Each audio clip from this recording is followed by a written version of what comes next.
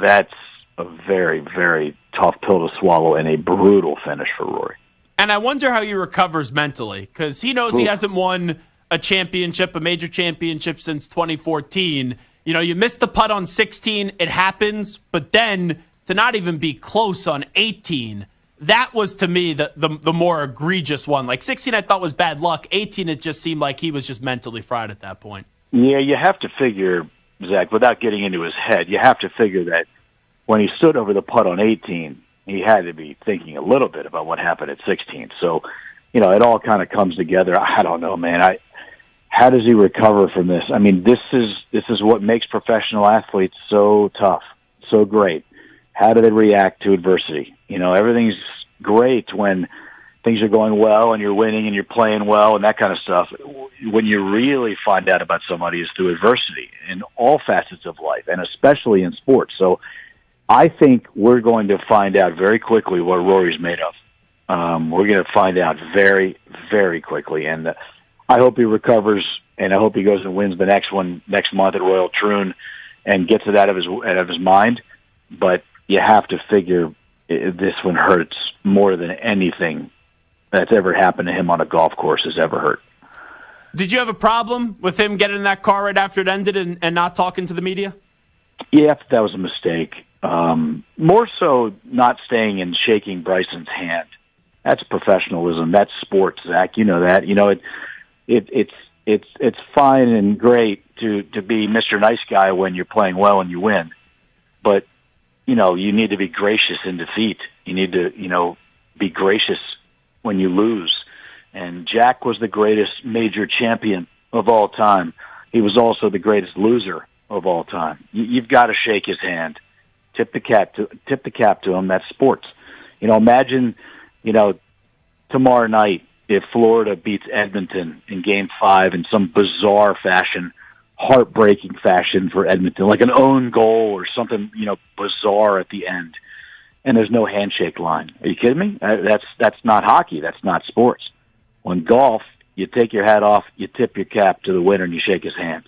And that didn't happen yesterday. And I think Rory, not that he would like to take that back, but I think he understands that was not his best moment. And talking to the media, you got to stand up there and take it. Again, it's easy to do it when you win, Zach. You really find out what someone's all about when they do that in defeat. And I think it was a mistake. It's not a death penalty or anything like that on McIlroy, but I do think that that's something that he should not have done. And I think he knows that. Yeah, and you also look back at the PGA Championship when Bryson thought he was maybe going to a playoff. He went out of his way to go give Xander Schauffele a hug. Correct. As that was wrapping up. Lost by one, heartbreaking fashion. Ended up shaking his hand, tipping the cap to him. That's sports. Look, tonight, if the series ends tonight, in Game 5 in Boston, they'll shake hands. If they don't shake hands, they'll get crap forever. I don't know if Kyrie will. I don't know. I think Kyrie may dip out early with that Boston crowd. Depending on the score of the game, Kyrie might be one of those guys who ducks out early, like Isaiah Thomas with the Pistons. But I think that people remember that. People remember that moment when the Pistons turn their back. And that kind of thing. People know that. It's happened in sports before, and people get over it. It's not a big deal. In golf, imagine in tennis. Imagine you don't like that a call was made that really went against you, or you made an unforced error and you lost in heartbreaking fashion, and you didn't run to the net, walk to the net, and shake hands with the winner. I mean, come on now, that's sports, man. You gotta man up, and I think Rory made a mistake yesterday. Again, it doesn't mean that he's not a good guy and that kind of thing, but I think that he would probably like to have that back. You gotta take it like a man when you lose like that. Steve Sands here with us from NBC Sports and the Golf Channel. Getting back to Bryson, and I'm pretty much the same age as Bryson DeChambeau, and right, you grow up a lot when you get into your late 20s, your early 30s, and maybe you want some things back that have gone on in previous years. When he first got onto the scene, everyone was enamored by him, Sandsy, and then the whole Brooks incident, he did not handle that the right way, and he didn't treat the fans the right way. But to see the way he's grown professionally, just in the spotlight the last 2 months, I'm blown away by the maturity of one Bryson DeChambeau. Yeah, it's interesting, Zach. I've known you your whole life, okay? And you are a much different person now than you were 5 years ago and 5 years before that, 5 years before that. What I think people don't remember about professional athletes is that they're kids. Yeah. They start out as kids, man.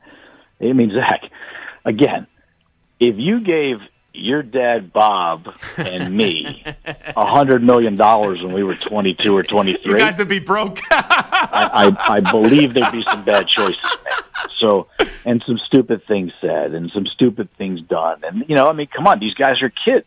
And you've got to let them grow up. It's not easy.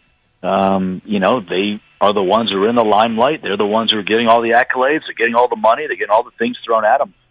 But you've got to allow them to mature as individuals and grow up as people. And, you know, Bryson certainly has made that leap in the last year. He is a different person now, a more mature person now, someone who understands things more now. And I think that all came out. He also loves the limelight, man. Yeah. He loves to perform. He loves the fans. He loves all that stuff. And he embraces it. Some people fight it. He doesn't. And it gives him a little bit of a freedom. And, boy, did that freedom come out this past week. He was awesome. Awesome. And it was very fitting how it ended, because there was a little bit for a while, like the last hour, I'm like, is anyone going to go out there and really take this thing by the horn? And when he hit that shot out of the sand on 18, when a lot of us thought we were going to a playoff before that, man, what a big shot that was by Bryson.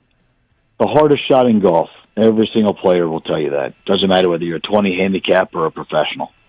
The hardest shot in golf is a long bunker shot. And I don't mean the fairway bunker shot like Sandy Lyle in 88 at the Masters. I mean the 50, 55, 60-yard bunker shot. He had a 55-yard bunker shot yesterday and hit it. I mean, my gosh, that's as good a shot as you'll ever see. It's a top 10, maybe top 5 shot of all time.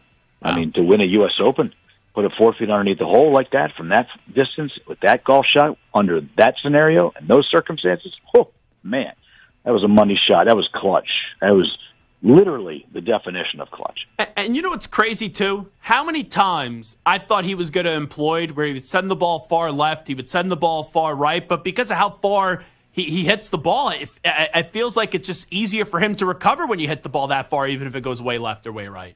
Yeah, Pinehurst is one of those kind of courses where a lot of times in professional golf, and especially at Pinehurst, the wider you are, the better off. If you hit it just off the fairway, it might be worse than it is if you hit it outside of where the fans are standing. And I think he got a lot of breaks yesterday, and I think that's just part of sports. I said winning and losing is part of sports. So is luck. You know, sometimes you get the break, sometimes you don't. Rory got a terrible break on the 5th hole. He had 2 great shots, ended up with a bogey at the par 5 5th because his second shot, which was a great shot, just got a little unlucky, didn't climb the hill, and then all the way down into the natural sandy area and kind of like a thumbprint, and he had no shot. And he ended up getting that bogey, and he lost by 1. You could do that all throughout the week, all throughout the 4 days. But, luck plays a part in sports. That's the way it works. And, he was on the wrong end of it yesterday, and Bryson was on the right end. Every time Bryson hit 5 fairways, Zach. 5 fairways at a U.S. Open on Sunday and ended up winning. Normally, that wouldn't be the case. But at Pinehurst, the rough is not like it will be at Oakmont or Winged Foot or Shinnecock or Pebble Beach. The rough's different. It's that sandy area, the natural sandy area, and he never really got himself in a horrible, horrible spot, and he recovered a bunch, and he was just great, man. He was so good yesterday. Last thing I'll ask you. So going into this tournament, I picked 2 outright winners. It was Cantley and Matsuyama. I think I've bet on Cantley like in every major since 2019. I did take the Masters off this year on him and also the PGA Championship off betting him. But with Cantley, man, I've been rooting for this guy to win a major for so long. I know it's tough to be disappointed with this performance, but on Sunday, when someone was begging for someone to go take this, man, I walked away a little disappointed with Patrick Cantley. How do you examine his play the last 4 days? He was right there. The winning score was 6. At one point, he was 5 under. And he just didn't make any putts. If he makes any putts, and he putted so great, he's such a great putter. If he putted as well as he did the first couple days yesterday, If he putted yesterday as well as he did the first couple of days, he would have won. He just didn't connect. But his best major finish put him in the fray, and most people in golf will tell you, if you don't win one really, really, really, really early in your career, it just takes time because they're just so hard to win. There are only 4 of them a year. You've got to be playing well when you get there. You're just kind of at the mercy of the golf gods sometimes. And Patrick will get there. I think he'll get there, and I think he'll get there in the next couple of years. But it was close yesterday. It just didn't get to the tape. But he's getting closer for sure. He's Steve Sands. It's a great job, NBC Sports and the Golf Channel, obviously. Sandsy, thanks so much. Appreciate you doing this. No, anytime, Zach. Anything for you, bud.